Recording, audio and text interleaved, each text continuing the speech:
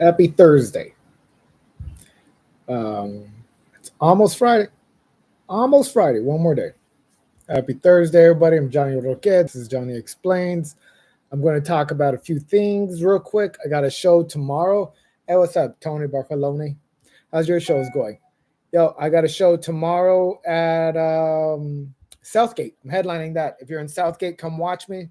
How's your Tuesday? How's your Wednesday going? Jesus Christ. Did you guys see any of the shooting stars yesterday? How's your day going? Saying hi to everybody. Hope you're having a great day. I got shows on Friday at the Comedy Store, and I got a show on Thursday in Southgate. Come watch me.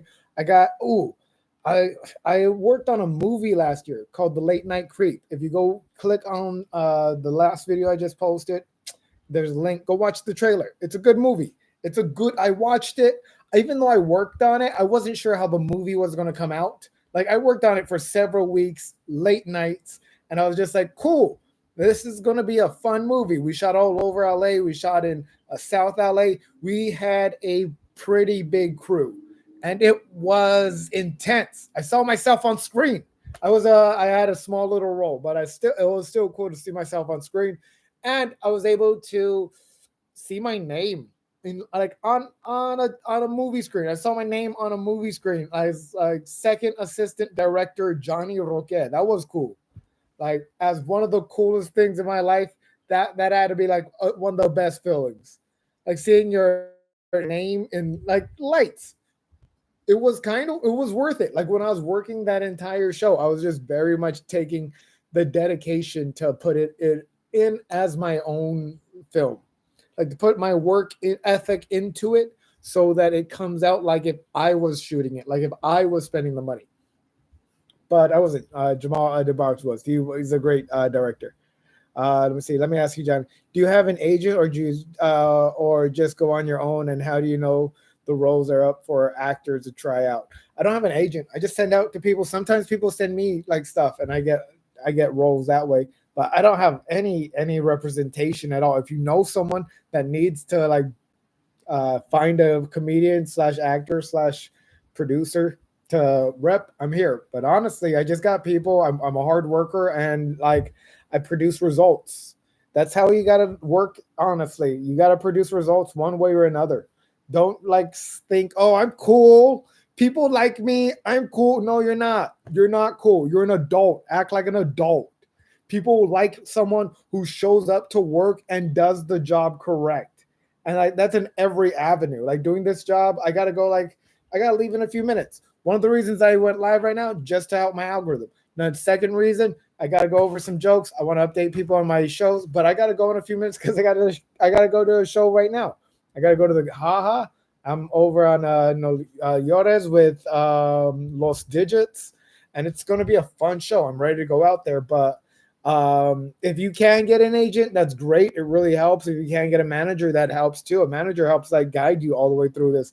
But I've never had either one of those.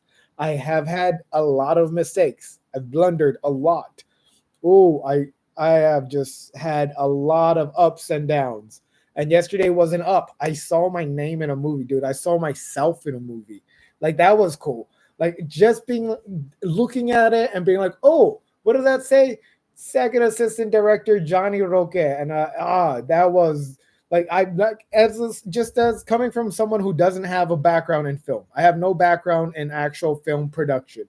My background, the closest thing is writing. I got a screen. I know how to write scripts. If look it up, I'm on IMDb. Trip Tank, Johnny Roque. I write scripts. Just like when you did the show in my backyard. Hell yeah, bro.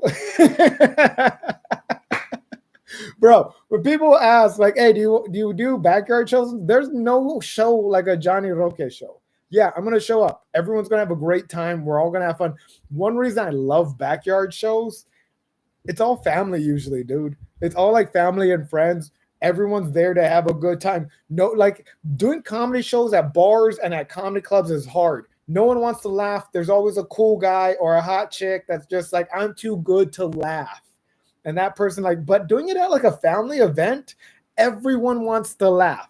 That family event comedy show, the backyard shows are like literally the where I got my start. Literally, I was doing backyard shows off Craigslist, bro.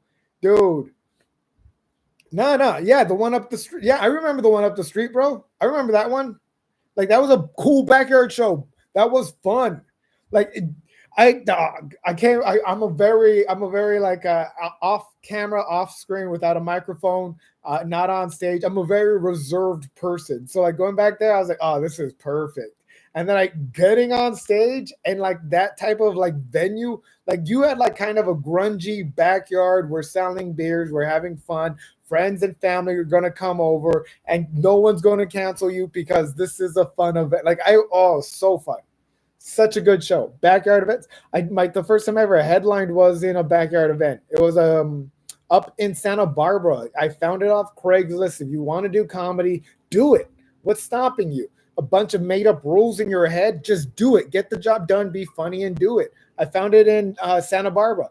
They paid me in gas money. That's all I asked. I was just like, I was 19. I didn't know what I was doing. Hey, can I have a gas money? And ever since then, that's been my price. So you can pay me. No, I've raised my price.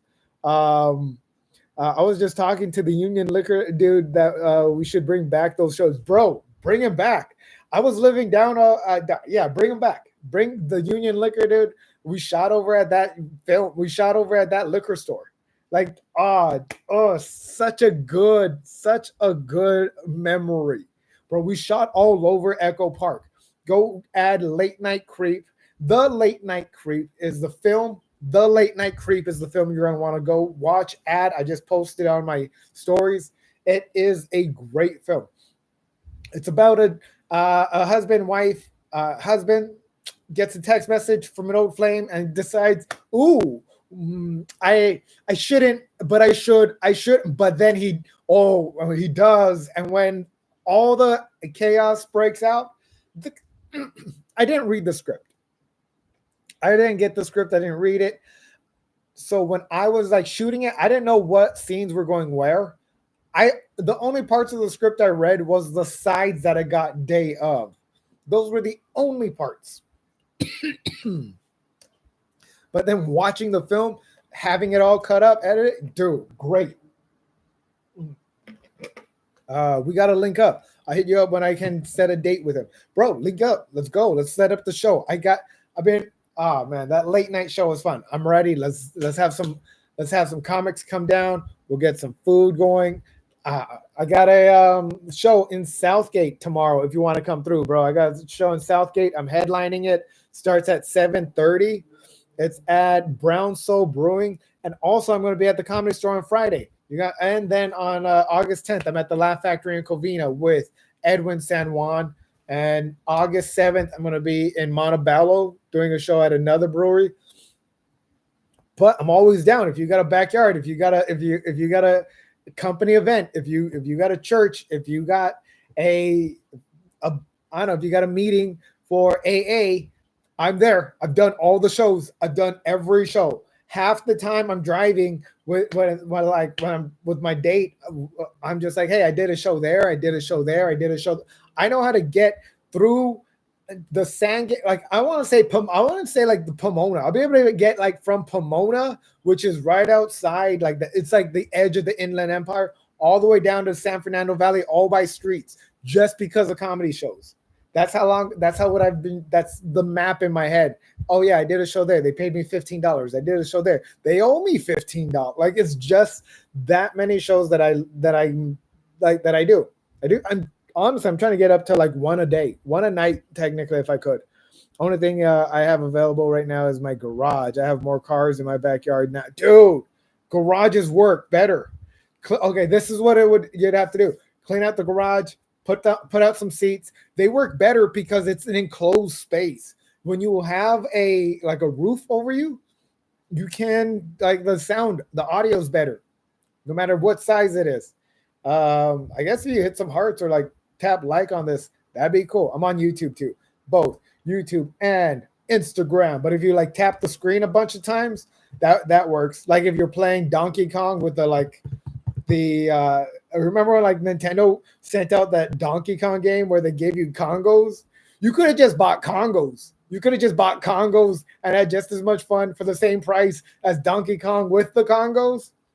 But man, just tap that screen. That'd be dope. What else? I still haven't got the courage to do potluck. It's easy.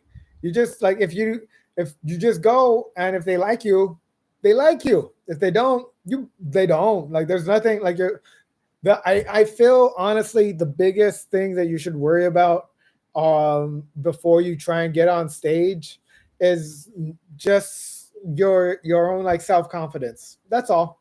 That's all. Like you don't really have to, like if you're very like still very green to comedy, like you don't really have to worry about like how good you're gonna do when you get up there. Like you're gonna do as good as you're gonna do. Like you're gonna like it's honestly, that's how you learn. That's how you understand. Like because you can tell yourself, I'm this, I'm that, I'm all these things. But then when you get up there, and if it doesn't like reflect what you bring to the table, you have to be honest with yourself and be like, I need new jokes. Damn it. I thought these were good jokes. I need new ones. And then like you go find new ones.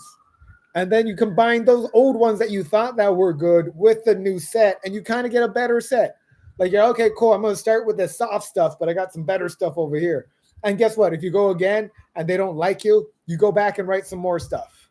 And then you like have to be honest with yourself. Listen to like record yourself on stage. Record yourself doing stand-up, and you could just definitely get better in maybe three times faster. Just if you record yourself doing stand-up. Also, if you buy my shirt, link is down, or like send me a DM. Send me a DM. I'll send you the shirt. That's how it works. Other things I have. I've been reading this one book before I go. I started reading this one book, How to Win Friends and Influence People. Someone like let me borrow it. Thank you so much. It's a good book. Like honestly, I've seen that book. Someone's like requested, like suggested this book like before. This book has been suggested to me several times before. You know the biggest difference between when other people suggested this book to me and the last person that suggested this book to me? She's a really cute chick. She's such a hot girl. God, she was just like, hey, I got this book. I was like, yeah, I read. I love reading, which I do. I got a degree in it, but still, like I started reading this book and I was like, oh, wow. Yeah, that makes sense. Oh, okay, cool. I get it. Like, and that's the thing about books. Like the words, your brain just processes information differently with it. Let's see, How to Win Friends and Influence People. It's more like a workshop book, bro. Honestly, it's like a workshop book where it's like, when you go do this thing, how do you feel about that? Well, guess what? Other people feel that way too. Grow up. Like, like you got to understand, you're not the only one in this world. That's some of that book. A lot of that book is like measuring growth within yourself. One thing I loved about this book isn't technically even in the book. Like this book is technically the best part so far was in the preface. Yeah, I read it cover to cover. That's how you get an English degree, cover to cover. All right, and Spark Notes. But no, the preface of this book had like one suggestion. It was like this dude who never went to formal education. He never really like worked in a university type of setting at all. But one thing he did was at the end of the week, he would sit down and journal all his meetings, how they went, how he felt like he could have done better, how he could have like interacted or other things that could have changed. And bam, you learn that by reading books. I didn't know that. Like, I'm like, oh, that's a great suggestion. Guess what book? I wish I could just shove you in my head, but I got to read you. And I have dyslexia. Okay, so if you're not read, you have no reason to not read. I have dyslexia. Words don't always, like, they're not always the word when I read it. I got to read a line like 2 times half the time. I'm like, oh, what is this? Okay, hat. Actually, that says bat. Oh, man, I'm wrong. Like, that's what I got to do. So if I could read, you could read. Like, people are like, oh, no, but I do audiobooks. Not the same thing. The way your brain takes in information, sorry to break it to you, isn't the same way. Like, you can learn a fraction of it. You can learn some of it. If you listen to the book enough times, you'll learn enough. But like, audiobooks are just entertainment. honestly, no matter what you have in your ears, it's kind of like a refresher course. It's not as good as getting in the book. It's not as good like when you're in here and you're just like, oh, what do I need from this? Oh, cool. Oh, what else? Hey, how you doing, Al? If you want a T-shirt, get in my DMs. Come on, please. But no, I'm all for like reading actual hardcover to cover books. Before I go, Southgate tomorrow. I'm gonna be headlining 7 p.m. Comedy Store Friday. I'm gonna be in the Ballet Room. Get the tickets. Everything's inside my bio. Yo, Mario Cruz, welcome. Hope you're having fun in Atlanta. Buy a shirt, Mario. No, I'm just kidding. Make a shirt, Mario, and start selling it. If you're doing anything in entertainment, yo, what's up, man? I know, dog. Oh, that's the thing. Once you're a fat kid, you're always a fat kid. I literally, yo, rocks. Literally, when I'm reading, I get real fidgety and I want to move. I will literally sit on my hands and just force myself to get through the page. It takes it takes so long for me to get through books. So long. And but you know what? Damn. Hooked on phonics. Hooked on phonics, not scante. I buy a shirt. There's a nice thanks, bro. I gotta get going. I gotta show at the Haha Cafe. Thank you guys for talking. If you can hit like that like button or whatever, hit the hearts. I think that helps you know when I'm going live again. Talk to you guys later. Dude, that was honestly a little side fact. C cup was probably the nicest thing people said to me when I was a little fat kid. They used to call me over shoulder motor holder.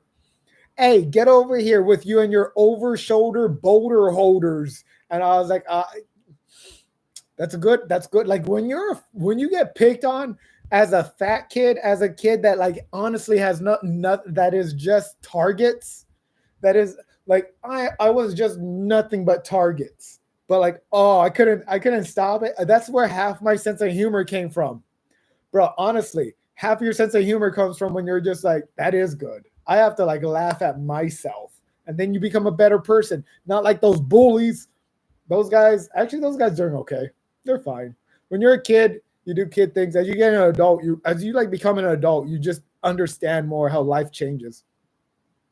Like, dude, as I get older, I can't like even understand how people can cheat on their wives. I have no idea. Like, because again, I'm 37 years old. My like, I guess my my testosterone is definitely not like it was, and that's a good thing. If you're in your 30s, you don't need that much testosterone. If you're in your, you don't need to be like a 18-year. You just don't. Calm down. Appreciate the life around you. Like oh, I'm so happy for dudes that got married and then stood with their wife for like 50 years. Because at some point, ladies, I'm not sure, like, yeah, sure. Some guys are like, oh, I wish I had a younger chick, but nah, it doesn't really work. Those are guys who just want to be like, who are not self-fulfilled and have a lot of problems in their head. But like when dudes are like committed to their wife and they stay for like that thing where like you're attracted to other like to women that starts to like just randomly attracted to women of like oh like how you were with a teenager, it goes away. So like when you get married to a point, it's just the best thing that like oh no, that is the love of my life because I stuck with that person the entire time. Like that person and I have been here. I actually outgrew I outgrew a lot of things except for that person. That's why I'm like, oh, dude, getting older is the best. Except DM for me. I'll talk to a liquor store dude and hopefully get a show in there. Yo, yeah, that'd be dope. If we get liquor store show, I'm down. Echo Park liquor store show. Imagine being fat, then eating disorder, then fat again. Yeah, dude, I understand. No, I understand. It's tough, but it is like a thing where like you got to find that balance of like, no, I can, I got to like reshape my brain to be a healthier person within the means of my stomach. All right, I'll talk to you guys later. Later, dude. And I loop at what? And that was cool. I'll talk to you guys later.